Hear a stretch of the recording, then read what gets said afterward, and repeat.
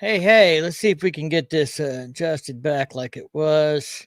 So we're not cutting my head off. Get it focal in here. Here we go. We've been tweaking the fine settings here and had a few technical difficulties, but it looks like we're going to be able to pull this thing off. Hopefully we're not freezing up. How are you tonight, Mr. Steve? I can't hear a thing. Can you hear me? You can hear me. Well, I can't hear you. Can you hear me now? I can hear you now. God damn. Now, if these guys only knew the clusterfuck we've got going on before we turn on the cameras, they'd shit their pants probably. Well, the camera I use for the web is also the same camera I use for making videos. I had to go down to the shop and find the power supply for it and this and that. And then, of course, I had to get a beverage. No. We have to have a beverage. We should get Jim Beam to sponsor this. Yeah, Jim Beam and Coke. That's right. You can be Coke and I'll be Jim Beam. Well, I used to be Jim Beam, and I'm telling you, I was like Mike Tyson without the skills. Well, I don't have that problem, but all right, man. You're a lover, not a fighter. We got like 30 people tuned in already. I think people want to talk about this new lowrider stuff. What do you think? Hell yeah, I know I do. So let's see. We got a bunch of comments in here already. Let's see who's in here. Sydney, Australia is ready and waiting from Kevin. Yeah. Zan's here. Jeremy's here from Central Illinois. Clusterfuck. Yes, that's the word. Bob Johnson's here. So Yandre. I guess maybe should we just jump right into this last picture that has been like the big deal? I'll throw it up here. Right to it. Let's cut the nuts. Let's do it. I was in Springfield, Missouri at Renegade at about 2:30 on the day that they were updating the website for the carryover models. And I left there about 2:30 and I didn't even get out of town. And I had people texting me this picture and saying, have you seen this? Of course, I was driving, so I couldn't look at it then. I got home, I looked at it, but my video was focused on that day was on what they did release. So then I waited a few days and looked this over, and I got a copy of this. This picture we're seeing is not one somebody sent me, although several people sent it to me. I got it right off the website from a Harley-Davidson dealer, I will say in the northeast part of the United States that had it published. I don't want to say who, because I don't know if it's already out there or not, but dealers can get fined like $5,000 for putting stuff up on the web and things that they're not supposed to. And I'm pretty sure they weren't supposed to put this photo up. Whoops. So what we're going to talk about is what's in this photo and what it means. And I've looked it over pretty hard, and everybody I think saw, well, hopefully if they haven't, they can go back and watch it. But the video I put out the day after the carryover models were released shows a 117 intake with red lettering on it that says Milwaukee 8 117 high output. That is not something that they put on an intake before. So I expect a higher output engine, more horsepower, 8-10 horsepower, something like that, maybe.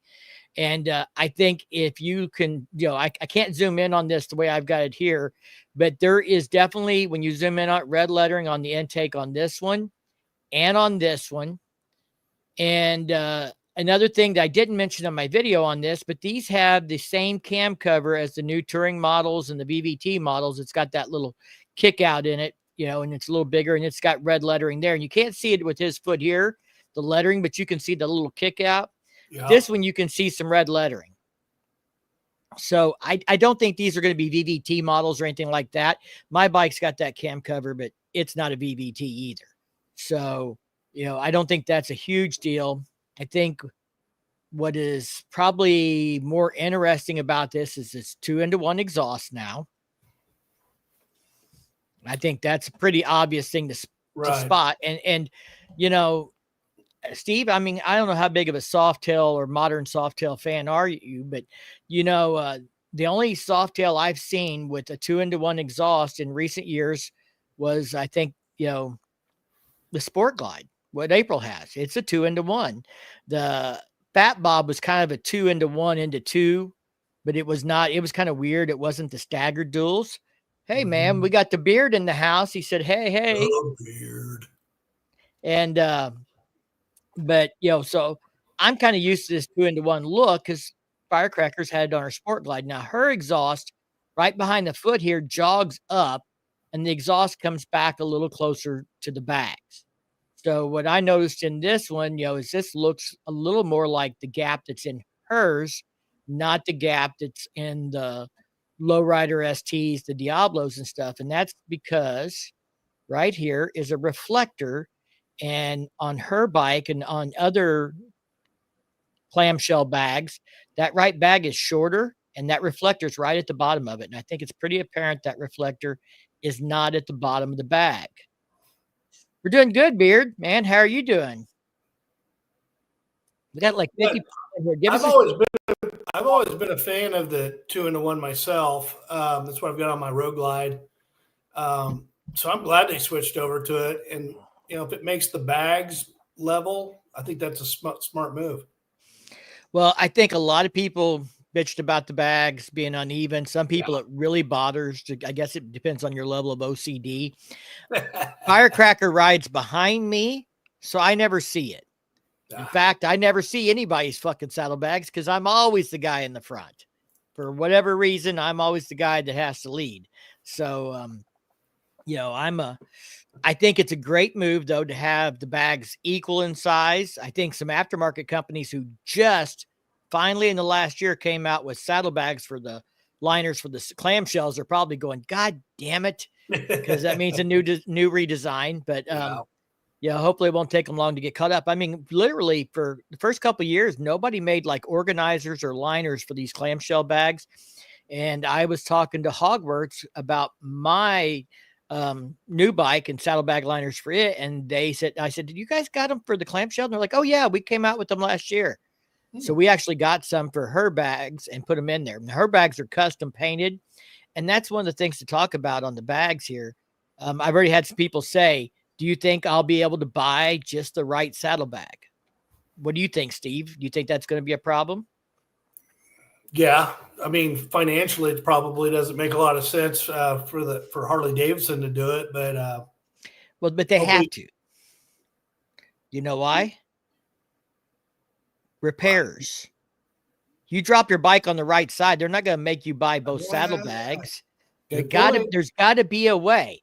Now you might have to pay. There might I don't know what the deal is. I mean, you're going to pay one way or the other. This is Harley Davidson. Let's be real. It's not going to be cheap.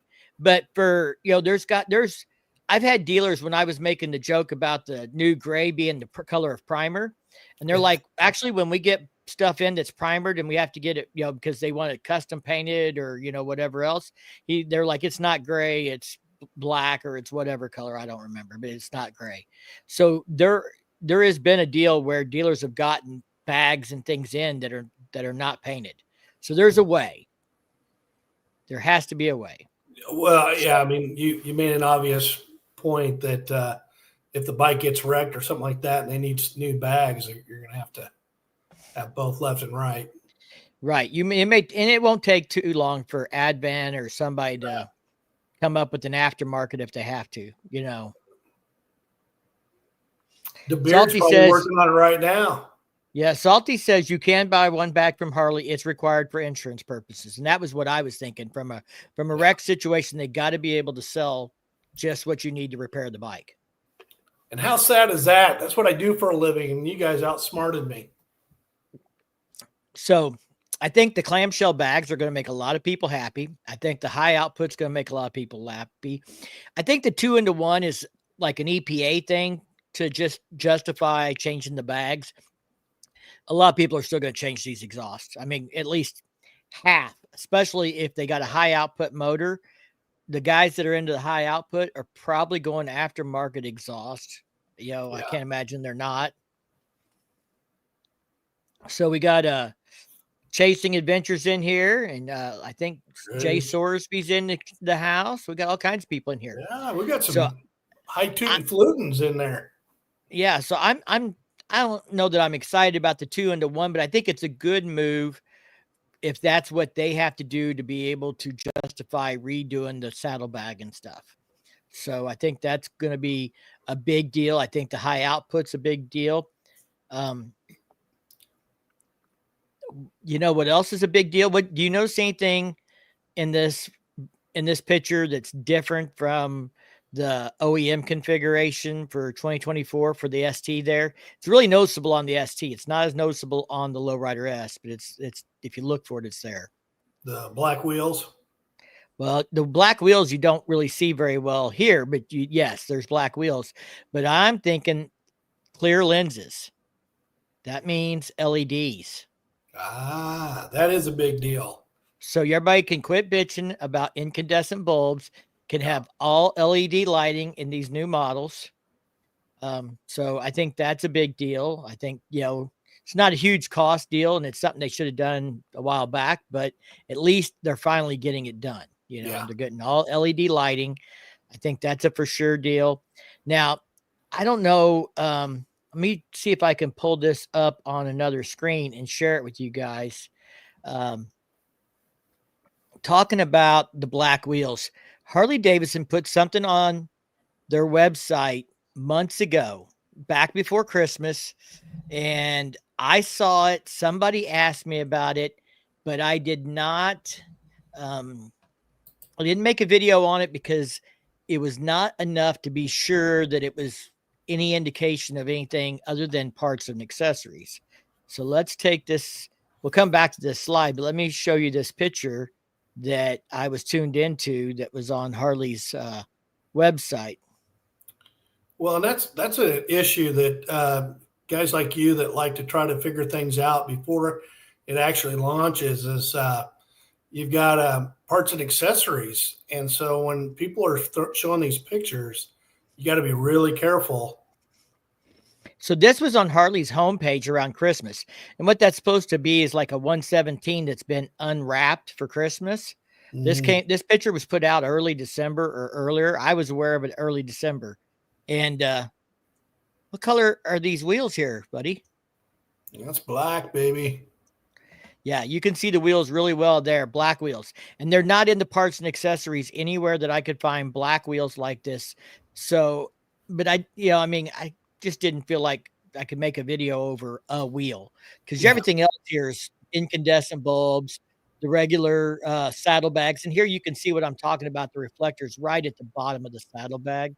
Right. That's the regular intake. So all those things are, pretty much the same. That's why I didn't make a video about points cover. Yeah. All that stuff looks the same. They just put black wheels on this bike for the picture. And I didn't want to make a video out of that, not knowing for sure that would be a real deal, a real something that would be available. Right. Yeah, I don't blame you. Yeah, I mean, you got to be careful in this. I've gotten burnt a few times.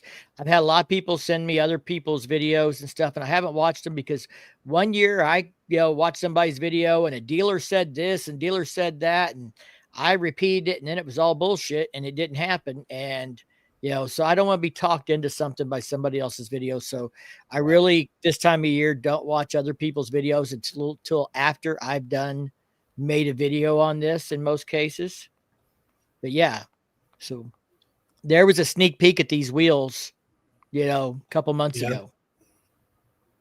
I agree, Jay. I think the black wheels look good. Ain't nobody got time for brake dust, Chasing says. So let's go back to this picture here. Now, I had a couple other people who look at Harley Davidsons every day, practically, except for maybe 1 or 2 days a week. They look at brand new Harley Davidsons all the time. And they kind of agreed with me that they think this handlebar here on the Lowrider S looks a little different. And the gauge is a little more prominently visible. It seems like from this angle, like before, to see a gap between the gauge and the fairing, you had to be almost dead beside it. And this photo is obviously a little bit in front. I think this bar has got more pullback, at least in the picture. And that doesn't mean that, they will be OEM, but it, kind of feels like that. They might be going to those risers that all the kids are loving, yeah. Or, I had a guy who responded to my video and said, I bought a Lowrider S and I'm going to move up to something else. He just wasn't comfortable on it because he was too far hunched forward. He's 50 some years old, and he liked the bike other than the ergonomics just weren't a great fit to him. And he was moving up to a street glide. And I got in trouble for saying moving up. Some people got offended by that. When I say moving up to a street glide, I don't mean like a street glide's better. It's different, but I mean moving up in weight. Those bikes are bigger and heavier. So they're and more expensive. Right. But I'm not saying that, the street glide's better than the lowrider S. The right bike is the right bike for you, Right. for what you want to ride. For Firecracker, the Sport Glide is the right bike. Going to a touring bike is not moving up for her because that's not what she wants. Yep.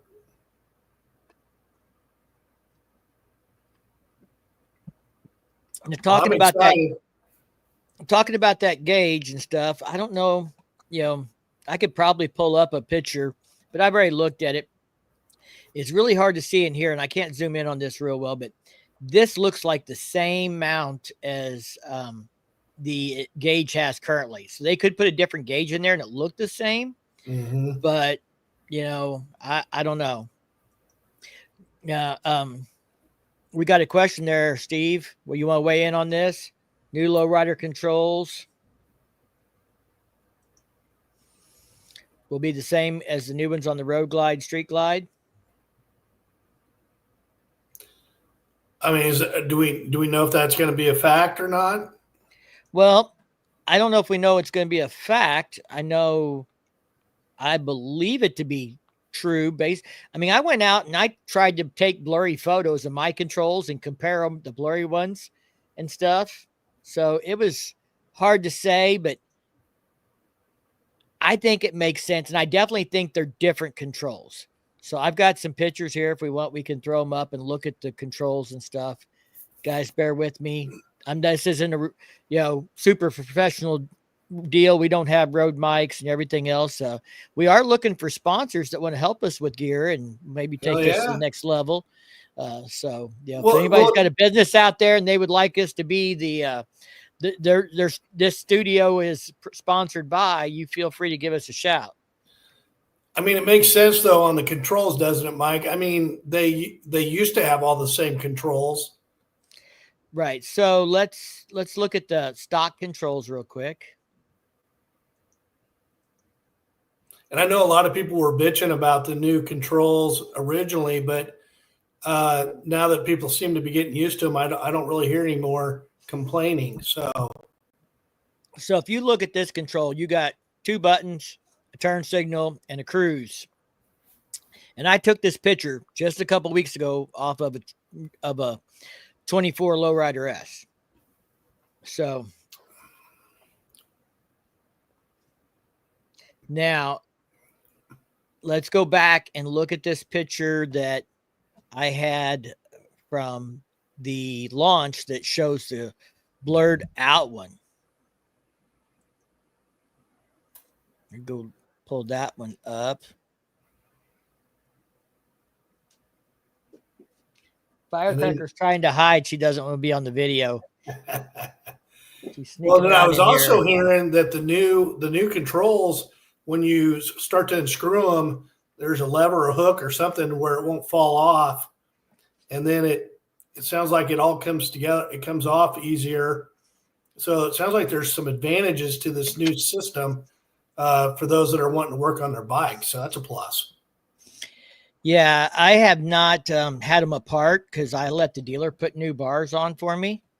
But here, we're going to switch over to a different window. And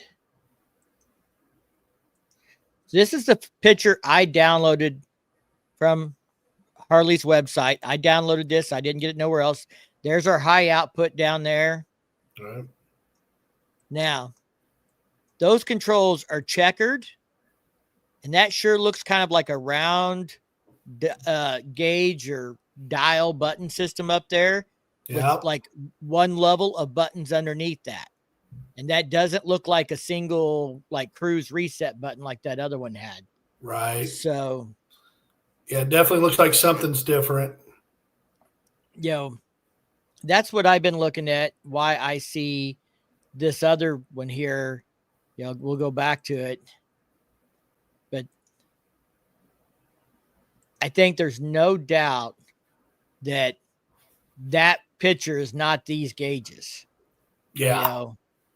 Smooth grip, buttons are different. So yeah, I definitely agree.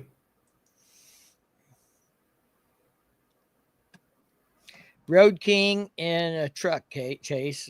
Jay and Chase are just going to town having their own little conversation over there. It was me. LOI, I get it now. You have to admit it's that old hat that HD gatekeepers always used to say that baggers were moving up or you got a real bike. And yeah, I mean, I get it, but I didn't mean to offend nobody. I don't, I've got friends who have gone to lowrider STs because they're 70 years old and they've had a heart attack and they can't lift as much as they used to. And the fact is they're just a little weaker than they used to be. And they're more comfortable on a lighter bike. And I put no shame on that for anybody, whatever keeps you in the saddle, baby, as long as you can stay there.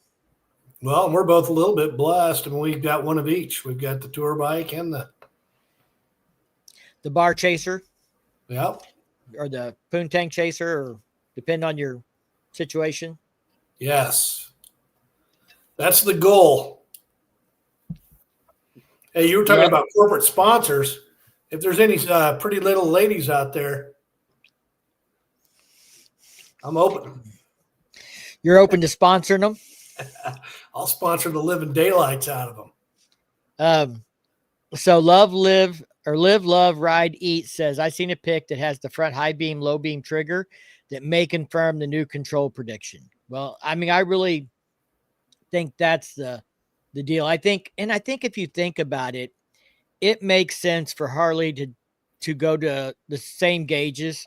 Yeah. You get on this bike, you ride it, you're comfortable with them. You go up to the street glide, the ride glide. That's just one less thing you can say, oh, it's different, or I don't like this, or whatever else. So I think it helps, kind of unify that as you go from one style of bike to another. And it's going to allow them to have ride modes and to have other things and have more tech. And I know some people don't want any more tech, and that's cool. If you don't want more tech, the great news is there are thousands, if not millions, of used Harley Davidsons out there that you can pick up. But the fact is, the government and the EPA regulations and the EU and all those places are going to force them to do ride modes and link braking and traction control and all these things. And I would just assume they give me a button to turn it off as not. If I got to have it, I'd like to have a button to turn it off. Yeah. Not that I turn it off all the time, but if I decide I want to do a burnout, I'd like to be able to turn off the traction control. Yes. Not that I do burnouts very often anymore. Tires are getting too expensive. Do all the Softails have a 114? So currently, no, we have a 107 still in the Softail standard. But the question is, will they carry that bike forward or will they get rid of it? And then we have bikes with 114s, and then we have bikes like the Lowrider ST and the Lowrider S that have 117s. The Breakout has a 117. I've heard some people say that all the bikes are getting 117s. That could be true. I don't know. But I think there's more than just getting 117s to this launch to make these not be carryover models. Wouldn't it be more cost prohibitive for Harley Davidson to have, a line of 117s versus having three different options? I got to think it's more cost effective to do it that way. I think there is some level of that, but I think the problem is then Harley's always had this progression in price with features, and that includes the motor. Just, it's one of those things. I mean, it'd be more cost effective for manufacturers to have one motor in one vehicle too, and you not have a choice in your truck. You're going to get this or that, gas or diesel, take your pick. But they don't do that because drivers have different driving styles and want different things. And if you look at like Firecracker, she's happy on her 107, and no matter what anybody thinks about the 107, if we get in a drag race, can I run off and leave her? Well, with my 103 with the stage one, I could do it, but it was tough. I'd get her when we'd shift. She just couldn't shift as fast as I could. But with this new 117, I'm pretty sure I can run off and leave her. But when we go traveling and we go to Sturgis, we're not in a drag race. We're not running off. She runs down the highway just as well as I do at 80 mile an hour. It's not like it's holding her back from riding or having an adventure or making memories or any of those things. I get, if you want to do a 131, you do a 131. I got a buddy doing a 120 right now in a twin cam. So, whatever suits you. Yeah. The 117 is a nice step up from the 103, but it's not, it wasn't the deciding factor of, I got to have it just because it's got a bigger motor for me. Yeah. It was because my bike's got 70,000 miles on it, and I wanted this whole new generation with the new tech and everything else. And part of it is for, the aspect of doing videos on it and telling you guys about it and sharing that with you. And I'm kind of eating Harley's dog food, to share that experience with you guys. So somebody says they just sent me a picture. Sure did. Let's pop over here. See what I got in my emails. I don't have it yet. Hopefully they sent to ridingintheozarks@gmail.com. But yep, here it is. Here's the picture. It's coming in. Oh yeah, so this is from that parts and accessories studio where Harley does the recording, but it does have the controls with the high beam on the front of the control. I'll save this for everybody and share it out here. Cool, nice job. Live, love, ride, eat. Those are 4 pretty good things. I can think of one I'd add on to it, but I'm sure he probably thought the same thing. Yeah, you got to be careful if you want to do YouTube too. So, and Steve, you may have seen this video. I know you've watched some of these other content creators' videos on this. I have not. But here is what we're getting shared here. And I'm guessing this is from someone else's video because it looks like there's a little thumbnail down there. But if you see right there above the clutch, those are without a doubt, that's the big old hand controls that are on the Street Glide and the Road Glide and the high beam indicator right there. Sure is. This does give us a good look at the LED lighting. And, the only thing about being in a parts and accessories video is you never know how those bikes are dressed up. But, I'm pretty sure that I've been hearing all LED lighting was coming. So I would say this is what we're looking at here, the headlight and that turn signal. You see this ridge on the gauge there above the fairing where I got the mouse kind of running? That's that ridge. Yeah, that ridge. Yeah, that ridge and that mount for that gauge looks the same on previous years. Yeah. And so the question is, it could be a new gauge that's exactly the same size and exactly the same mount, but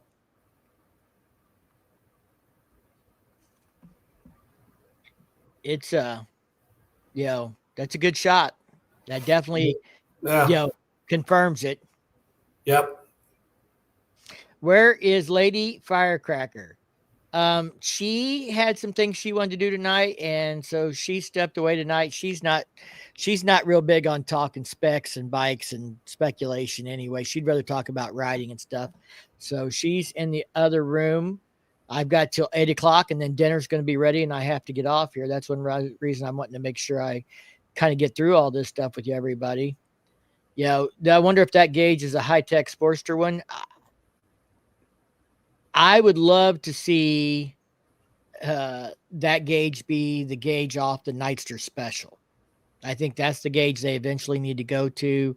Gives you Bluetooth capability so you can control music. And if you're got, a Cardo or something like that, let you answer calls, let you do navigation stuff, with your connections and stuff. So Will you let her know I said hello, please? I will, Angel Face Moto Rider.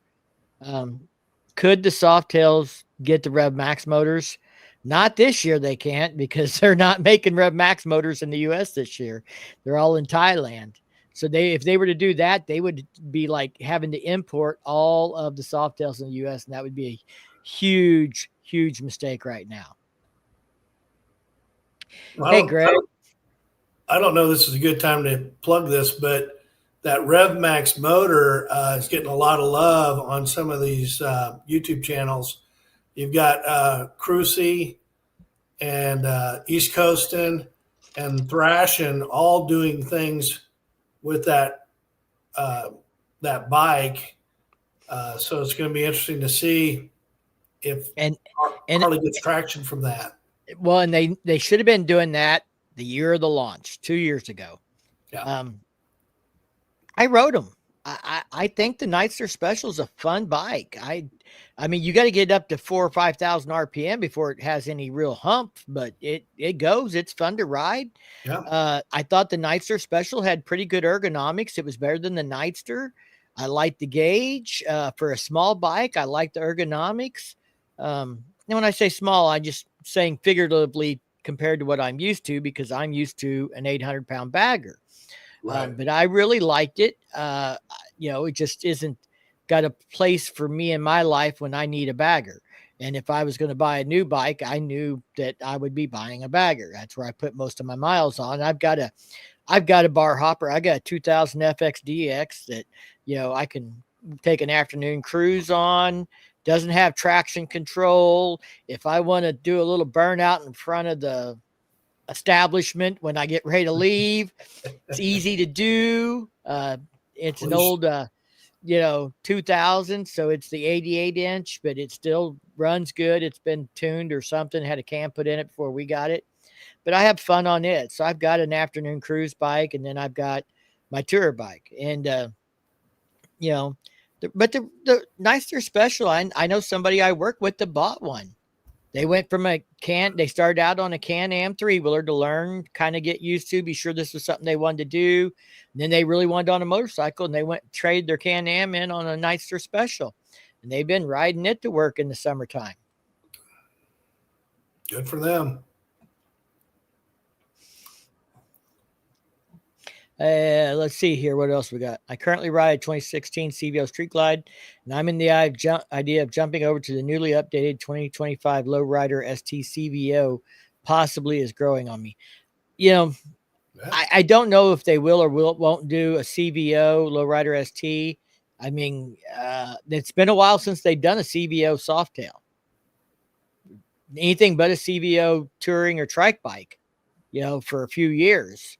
So I think it would be interesting to see. I don't think it would be a bad idea. I just don't know what all they're going to do to it. Are you going to chrome it out, give it all the bells and whistles, heated grips and things like that? I mean, what are you going to do? Or is it going to be a Lowrider ST CVO, kind of like the Road Glide ST that's more performance based, but not, all tricked out. Hey guys, Ben Laurie wants to know if you're interested in testing products. So any of you guys that got a channel, feel free to hit them up, give them your email. They've hit me up via email, and I thought I responded, but right now I don't have any time in my schedule for doing any product reviews. Maybe in a few months. I have a lot coming up on my plate in the next 2 months, believe it or not. I've done a bunch of upgrades already that I got to get videos out on. And then we've got the launch coming on the 23rd. And I've been working with Renegade, so I'm sure when they get new bikes in, I'm going to come down and do a video of them. Like, if you guys didn't see, I did a video the other day of the Street Glide and Mystic Shift. That looked awesome.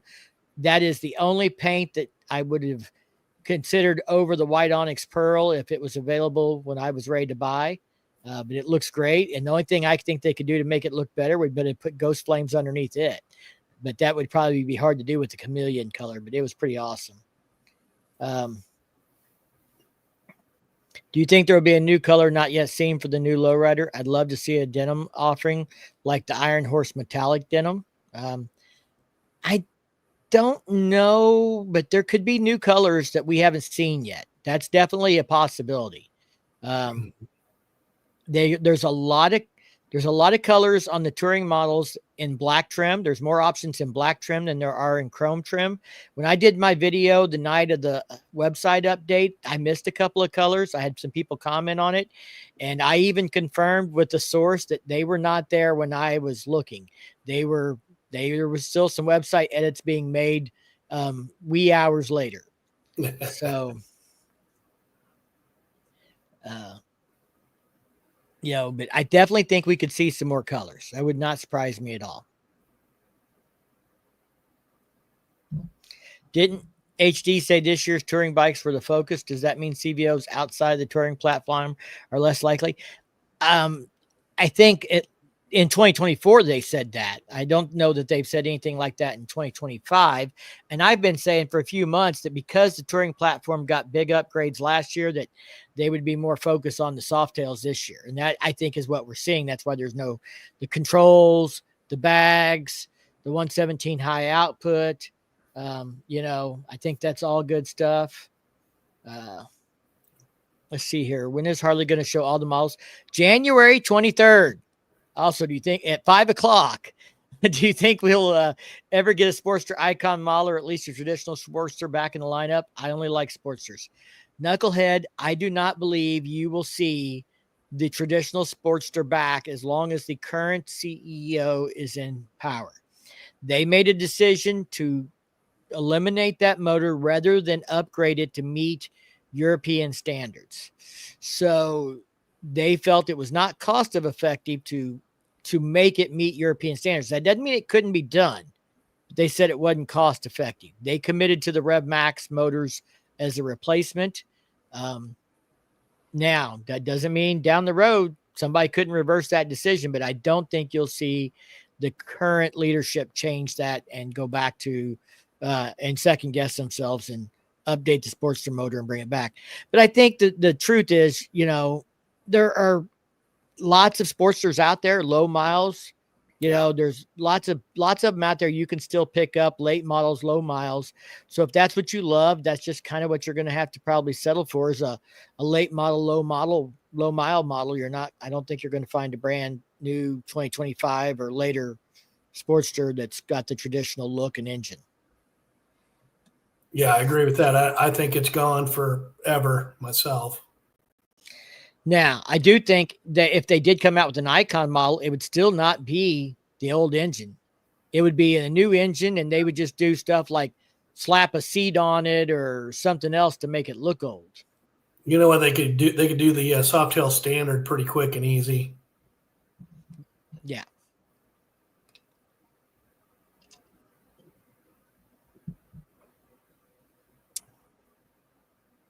I get it, brother. I really want the CEO to be replaced. I have mixed emotions about it. I mean, and looking at it objectively, not politics or anything else.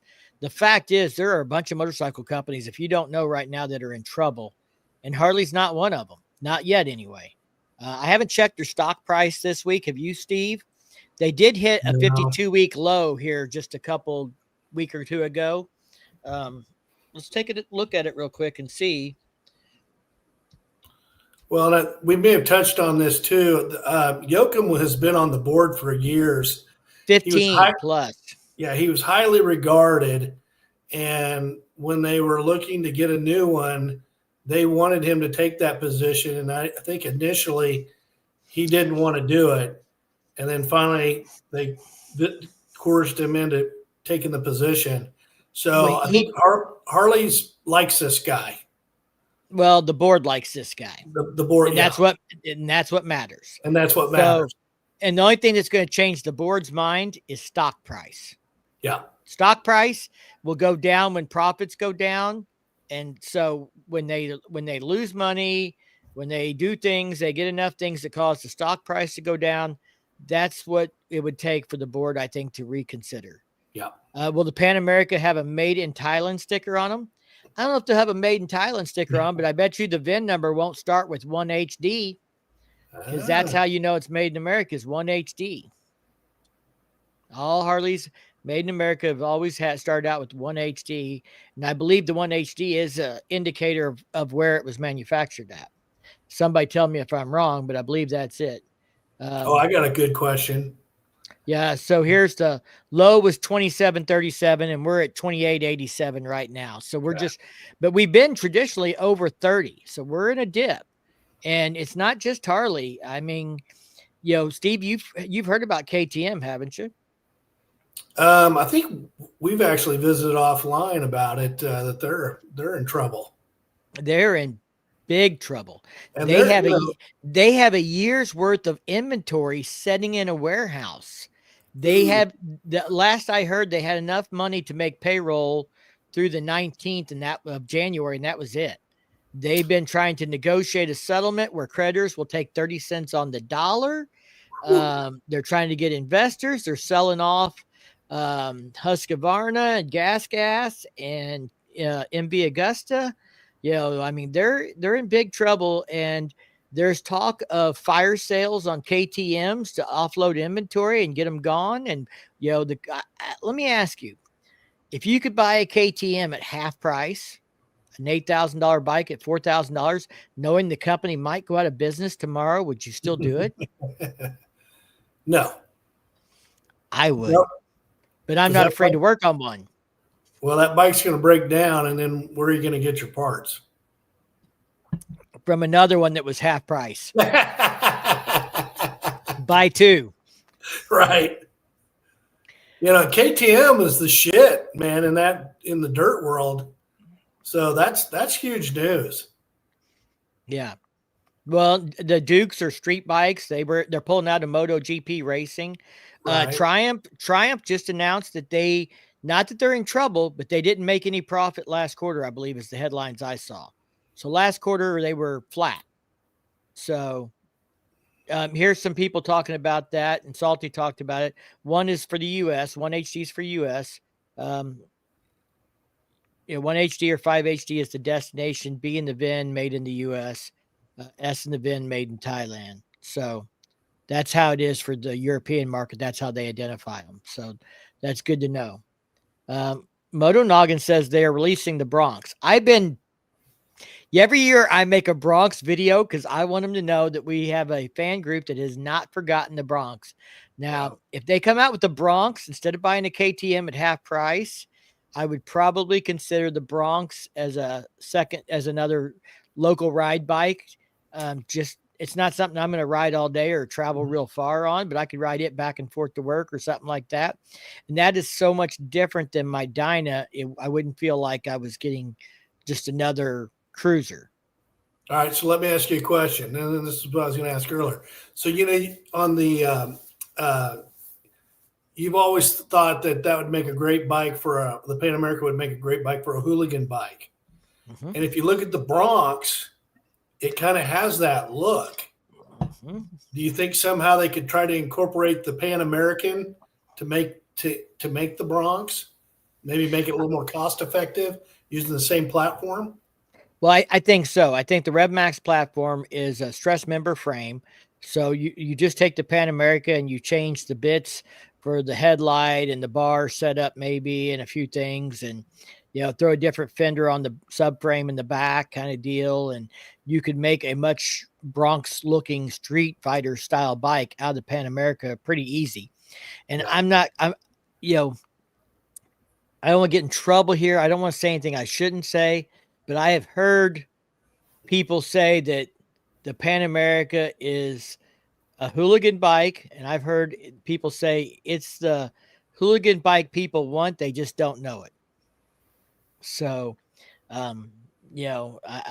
nothing said that was not in an NDA anywhere, but hopefully I don't say anything that'll get me in trouble. I like being able to ask Harley-Davidson questions. Some of them they won't answer, but some of them they will. And I think that's great for you guys because it gives me the ability to get answers for you, like this right saddlebag. You can bet money I'm going to have that question into Harley Davidson before the launch and ask them if they can have an automated response ready to send when the video goes live. So I'll have the answer right away. And we hope that happens. Yeah, rumor has it that HD will release a Pan America Street Hooligan style this year. I hope that rumor doesn't just originate from the video I made a month ago about it. Right. There is some stuff that, guys, just to be, I don't talk about this a lot, but sometimes I make a video and then other YouTubers will talk about that, but they won't give me any credit as the source or say, oh, well, such and such thinks this or that. And so then it looks like that they have a source for the same information that's not just me or my YouTube channel. And I have no evidence that they're going to make a Bronx other than the fact that the Pan America is used in the Hooligan Race Series, and they feel that is the hooligan bike that people would want is based off the Pan America, and they have the research from the racing platform and stuff to see how to better make that. So, all right. So let me ask you, if it comes out, do you get rid of one of your other bikes and buy one? What's this get rid of thing? Blasphemy. You can always buy. Awesome. You can always buy another bike. That doesn't mean you got to get rid of a bike just to buy another bike. You just have to be financially irresponsible, Steve. And I've got that covered all day long. Me too, brother. Me too. So, yeah, the Pan America is really fast. I rode it when it first came out. And I think it'd be a great move if they did turn that into a Street Fighter style bike. Me too. I'd welcome that with open arms. So let's go back here. This is about the Lowrider S. Is there anything we didn't cover in here? Somebody asked about the seat, and I know in one of the pictures that somebody sent me from the parts and accessories video where they got screen grabs, that was probably an aftermarket or parts and accessories seat. It's not the OEM seat. But that's hard to say. I can't tell that there's anything different in this seat and these pictures here, but these things are, even though I pulled an original image, they're not, when I zoom in, they're not that high quality. Yeah. They're solo seats, and that's what they had on them in 24. So yeah, they're not too up or anything. I even made notes about all this stuff I wanted to talk about, and I haven't brought them out here, but we've talked about the gauge. And like I said, I have no evidence that they're changing the gauge, but I would like to see that. I think that would be a great move with these new controls to go to newer technology in the gauges and stuff. Some people love the gauge on the Street Bob, and they think that's great, that little bitty gauge on the bars, because they want that kind of classic looking Harley with, it's bare bones. But with like the ST and a fairing there, put a goddamn gauge in there. Give a man something, because it's not like you're seeing the bars there most of the time anyway. Are you wanting to touch on predictions on whether there will be any other new bikes or bikes they want to get rid of? Well, I think, there was somebody asked about 35th anniversary Fat Boy, and I definitely think, they've been doing that every 5 years for several years now. I would find it hard to believe that they don't do it this year. If they don't do it this year, it's simply a matter of sales. And they think with sales being on a down right now because of the economy, that it's not worth the R&D to do it. But that's why I think they'll do it. And they'll just do something simple, throw the high output motor into it, give it red accents, couple of other blacked out parts out of the parts and accessories catalog, and called an anniversary edition. And people, I've been watching these launches for 5 years and covering them for YouTube, and I've gotten a different perspective. In the early years, I looked at it like a consumer, and I wanted this and I wanted that, and I would be disappointed when they didn't do it. And after 5 years, I've gotten to look at it as like, not what I think they should do, but what do I think they will do? And I've traditionally seen them do things that were kind of low hanging fruit, easy to do. One little change, two little changes here and there, take this from that bike and incorporate that in. And I think with the economy being what it is and motorcycle sales being on the shrink, I don't think they're going to put a ton of R&D in the new models, because I don't think doing a ton to these models is going to improve sales. I don't think the problem with sales are that these bikes are not popular or not good. I think the economy is the problem with sales, because it's not just Harley Davidson that has sales. I mean, they predicted 5 to 10% down. I'm waiting for the next financial report, which I expect to be February. But Triumph's flat. BMW did okay. I mean, probably better than some other models. Honda, I think for the first time, was the best-selling motorcycle in the U.S. last quarter. Traditionally, Harley outsells them, even though people find that very hard to believe. That's been the case. But Honda, I think last quarter actually beat Harley in sales. But they have a lot more affordable motorcycles. When you look at that number in sales, they're not selling only $15,000 to $30,000 bikes. Honda has bikes that are underneath that $15,000, $13,000 threshold for the Nightster S. Yeah. Or the Nightster. So it makes it easier for them to sell bikes because they have those more affordable bikes. Ducati's cutting back their production line, Salty said. Yeah, there's all kinds of stuff like that going on all across the industry. So I don't think that they're going to throw a ton of stuff at these bikes that's going to cost them a ton of money to do. I think they're going to do small things like they can put a cam in here, a new intake, it's high output. Boom, give you a little better numbers. Makes people happy. LED lighting, that's easy to do, makes people happy. I think the bags is probably the biggest change in the controls that's, going to actually, make a difference that people wouldn't do from aftermarket. The 2-in-1 exhaust isn't that big a deal because people want that. They could do that anyway. The high flow intake and cam to do a high output is something they could do, but if they give that to you, it saves you from doing a stage 2, couple $1,000s. I think that's a good way to keep people to stepping up. Buy a new one. What's Honda's best seller? I have no idea. Can the Lowrider ST get lowers? The Lowrider ST can have an engine guard, and you could put some kind of soft lowers on them, like the leather protectors. I know because we have them on Firecracker Sport Glide. And for guys that are not familiar with the Sport Glide, because it was only around a few years and it's been gone, the Sport Glide and the Lowrider S and the Lowrider ST have a lot of interchangeable stuff, like the seat. Yeah. They both have the inverted front forks, or all three of them. So they were very much, the Sport Glide was very much like the Lowrider ST and the Lowrider S, but I think the Lowrider ST just replaced it here in the U.S. So they're basically the same family. Yeah, more so than some of the other Softails, because they had the inverted front forks and they had a lot of interchangeable stuff. I could look something up and it wouldn't say it fit the Sport Glide, but it would say it fit the Lowrider S or the Lowrider ST in the same years. And sure enough, if you did enough research, it did fit the Sport Glide as well. So I think the bags are a big deal. I haven't seen any aftermarket replacements for that other than just like replacing the clamshell bags all together with some other kind of modern touring style bag or something. But you could do soft lowers on them. I don't know that you could do hard lowers. I've not seen hard lowers for a Softail personally.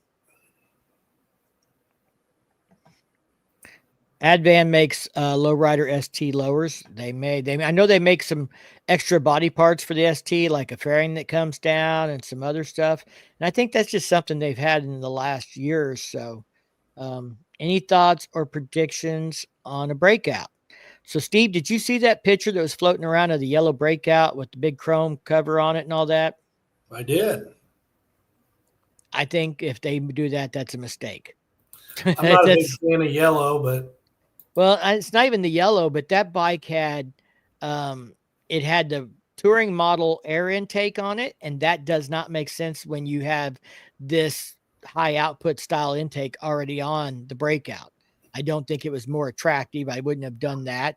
It also had chrome triple trees and like a chrome headlight bezel trim and some other things, chrome risers it looked like or something. I can't remember. There's something else with the handlebars that was chrome looking.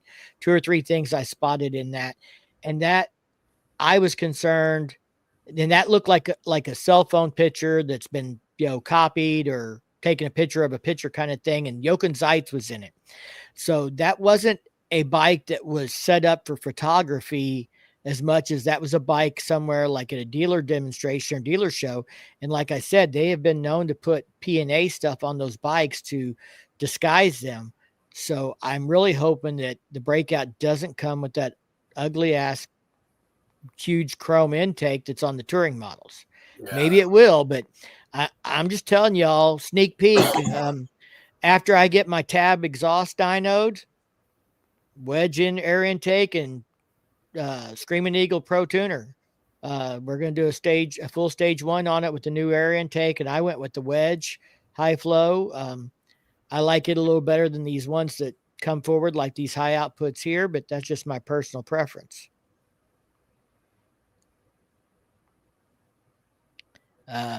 Bags that look like the Street Glides would look way better than the clams. Yeah, the clams are not my favorite. Somebody said Softail Slim for 25. I would be very amazed at that. Best value Harley to buy in 2025. Oh, that's a tough question. Somebody asked about a Breakout or a Street Bob. Will it have the 117? I think the Street Bob is due for the 117. I think it's been on a 114 for 5 years now, something like that. And it has the same gauge and stuff as the Breakout and the Lowrider ST. I think it makes sense for it to come up to a 117. I'd get rid of the Street Bob and I'd make 2 models of the Softail Standard. One, the way they have it now, so that, a guy can tear it apart and rebuild it the way he wants to customize it. And another one with a more performance motor in it and make it more of an ST style bike with a little bit better cost price tag if you can. Yeah, I mean the Street Bob is basically the Softail Standard with a few bells and whistles. Yeah, and a bigger motor. Yes. Plus, I hate the name Street Bob.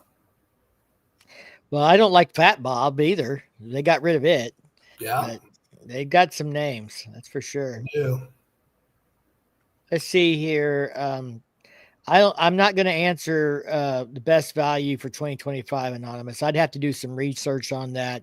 That's a tough question. I can't just spit one out there. And it depends on what you're wanting to do with that bike. Are you going to keep it stock? Are you going to make it yours? What's your goal with the bike? Yeah, I mean, what's your riding style? What are you values a lot. I mean, I said last year that the Street Glide and the Road Glides are great values because we got a lot more for the same amount of money, but until I see the pricing on the whole lineup and everything else, there's nothing that stands out to me as like, oh, hey, this is the fire sale bike of 2025 yet. Yeah, no, I mean, when they came out with the pricing on the Street and Road Glides last year, I mean, I don't think anyone sat there and thought, oh, this price is too high or they won't raise the prices next year. I mean, that was a given. Yeah. Yeah. And like Dave said, we're going to see on the 23rd what all the answers are. And then we'll have a better idea of like pricing and value and all those things. Somebody asked, will the CVO get flames for 2025? Well, I tell you what, if you were going to do flames on a couple of the Street Glides and Road Glides, these midnight stuff, I'd be surprised. I would not be surprised to see flames on, a CVO model. Like if they came out with the Fat Bobs. Well, even so at the carryover, we didn't get any CVO models. So we could still get a CVO Street Glide or Road Glide or something like that. So, touring or Softail, either one, I think seeing flames on it would probably, be a good possibility because they've kind of got 2 flame jobs already this year. Right. I could see that if they do the Fat Boy anniversary bike, like you're thinking might happen, I could see it having flames. The Road Somebody King ringing the dinner Standard. bell. Yeah, the Road King Standard needs a 117. That's for sure. Some people want to get the new body style, Anonymous. Do you think it should get the new body style?